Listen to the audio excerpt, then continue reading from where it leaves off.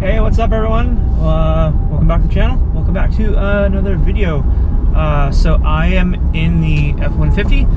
I haven't made a video on the F150 in a while, and that's my fault.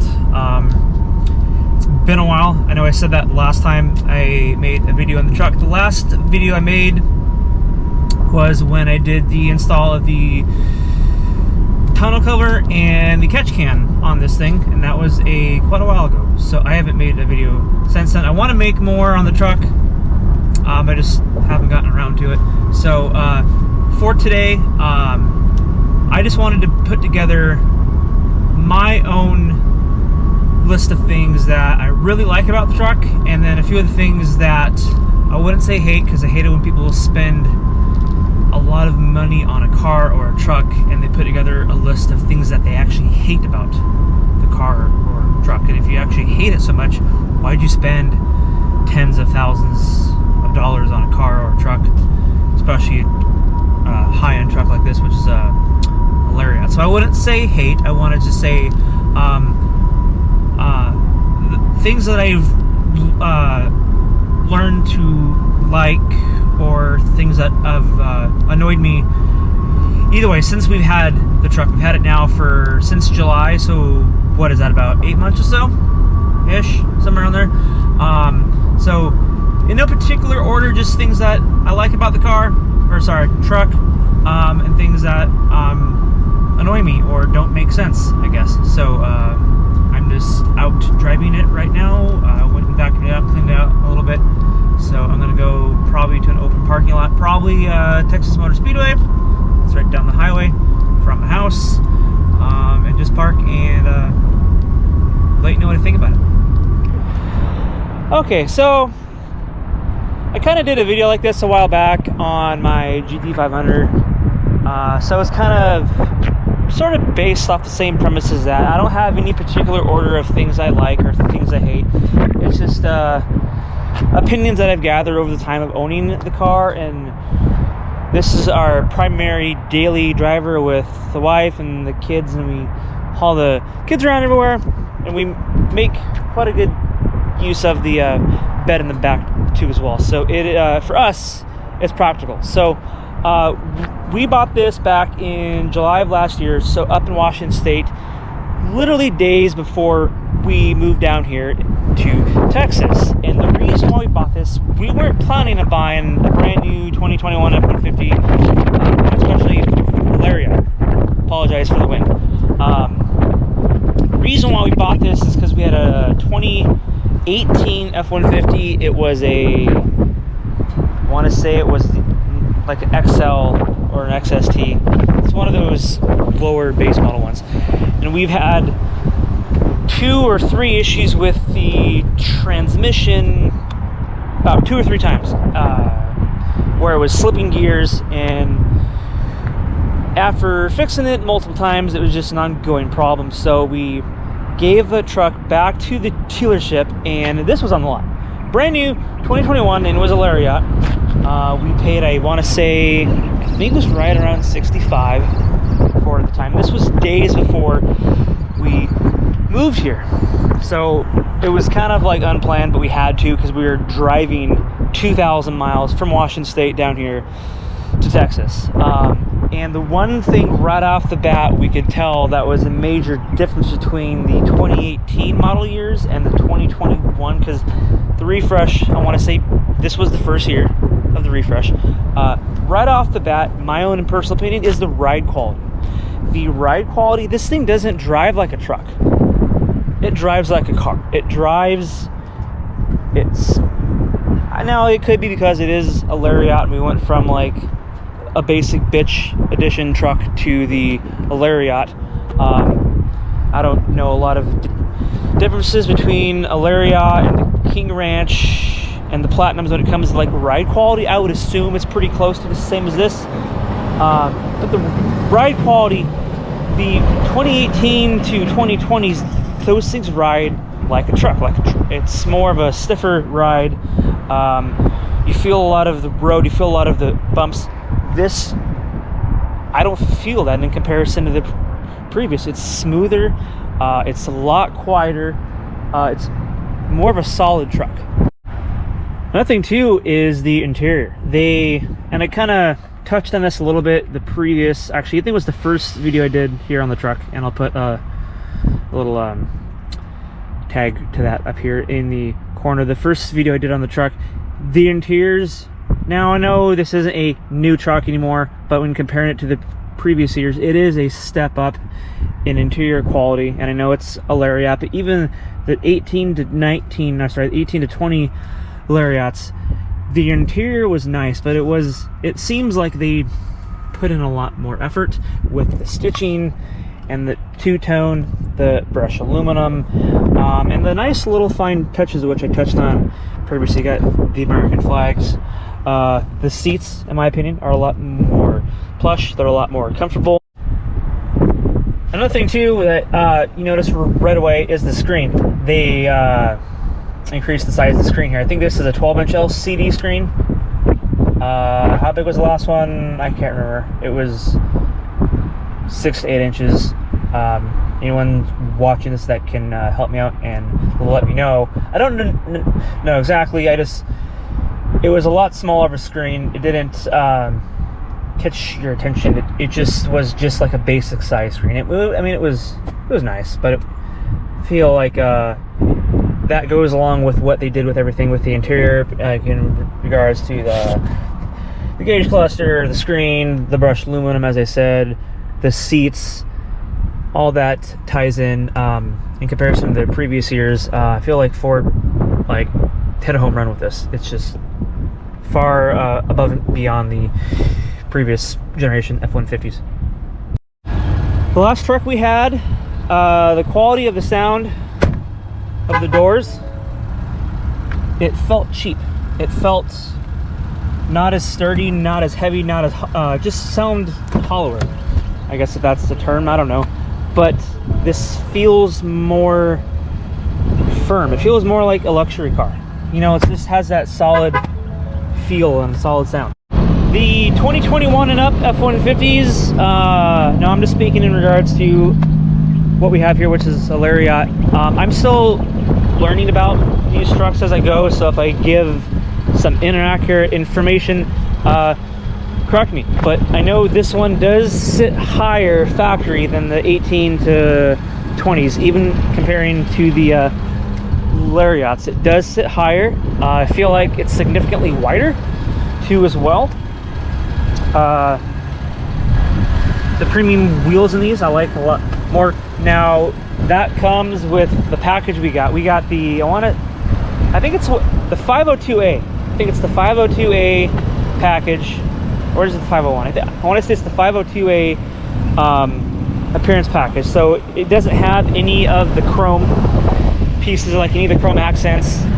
You know, you get the chrome handlebars and mirror caps and other stuff too as well. I'm not a fan of any chrome. It's not my thing. I just don't like any of that stuff. I know that's a lot of the what comes standard on the, I think it's the Platinums. I know that's another option too here on Lariats. I just like the whole blackout appearance of this. The headlights, when they upgraded the headlights in 2021, they had two versions of the headlights. This skinny amber LED that comes on the 502A, and now I know they have another version of those. It's a lot thicker of a version. I'm not really a fan of those. Okay, so I'm gonna jump over to a few things that kind of annoy me about the truck a little bit. So when you got your hands full, you got your kids, or you're at the store or something like that, and you got to open up the back door first, or if you're coming from the back of the truck, you just got to get to the back of it. So at the front, you just unlock if the key is on you, and that unlocks. Okay, so then you lock it like that and holds everything in. Now the back, you can't do that on the back. It's only got the sensor in the front. I wish they had it in the back, but you know, all you gotta do is just stick your hand here, unlocks it, and then you can open it. I know it's an added step, you know, it's not really that annoying, but I just, you think the same sensor they put in the front, you know, they could easily stick that in the back, but you just got to stick the hand in there, and then that unlocks. But why they couldn't put that in the back, it's beyond me. I don't know, but something that's kind of annoying.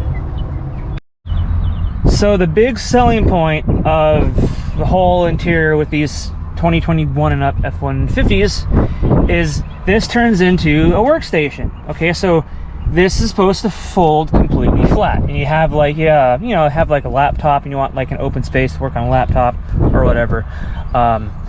That's why this is slanted, because it's supposed to fold down. Okay, so I'll show you exactly what I'm talking about. Okay, so this, you turn the truck on, that folds down. Okay, it's neat, it's nifty, it's a nice touch. The point of that is so this can fold flat. So this piece would have an arm or like a switch or like a handle, and it splits it and it goes back. Well, mine doesn't have that. Okay, so this 502A package, whichever version I've got, this does not fold out. It only opens, you know, like a standard compartment. So that is pointless. That, you know, it doesn't make any sense why that would fold flat if I don't have the ability to open this. I don't have a need to. I don't need like a workstation, so it's fine. But that's the whole reason why they have that. They have that folding flat, so you could use that as a workstation, but it doesn't. Anyway, I don't know. That's annoying. Another thing that I haven't experienced personally myself, but when my wife was driving this a while ago, she told me a couple times that the screen, it went black a couple times. It like, the whole display, it went completely dark on her, and there wasn't any explanation for it. Now, I personally haven't experienced that myself. Is anyone that is watching this, have they had that happen to them? For me, I haven't personally seen it happen, but she said it's happened to her, I want to say like twice. Now, this is the first year of the new generation F-150, so maybe that's some of the kinks they need to work out. A lot of trucks, when they have a new generation, sometimes that stuff happens, but we've had it now for 8 months, and I personally haven't seen that happen, so maybe that was a fluke, electrical, I don't know. I mean, it's under a warranty, but so far for me it's not a problem, but I guess supposedly it's happened.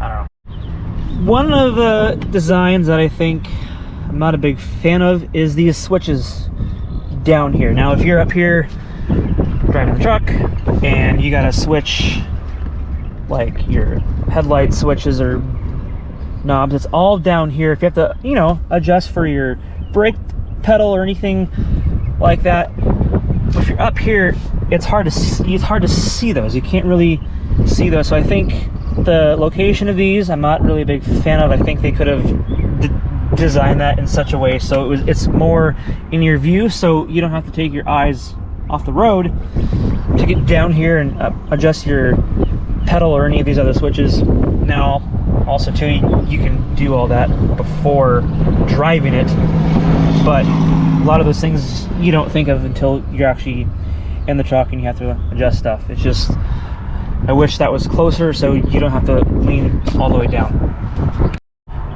There's this other YouTuber, Gears and Gadgets. He has a 2021, 2022 F-150. It's a platinum. It's the he has the power boost. I have the 3.5. I have the 3.5 EcoBoost. He has the power boost. I'm not sure if any of you guys watching this. I'm sure that if you guys are watching this, I'm sure that you guys are aware of him and his videos that he does on his F-150. He was talking. He had a few issues with his heater, where randomly all of a sudden, out of just one of these events, I don't remember which one it was, I got to go back to it, but it was blowing extremely hot air, like uncomfortably hot, just out of one of the vents. I haven't experienced any of those issues. I know he's made a lot of videos of the things that more stuff that he doesn't like about his truck or hasn't liked about his truck than he actually likes about it. Those issues, I haven't experienced any of those. So when it comes to the heater, the heat, blowing excessively hot air, if the heat's not on, I can't vouch for any of that, but maybe that's something that you guys can look out for. He had the 3.5 power boost, as I said, so I don't know if some of the electrical is different in those, but just something to keep an eye out.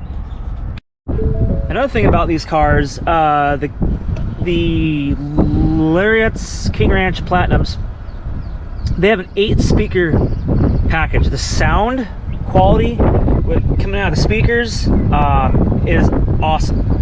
They have speakers in the headrest.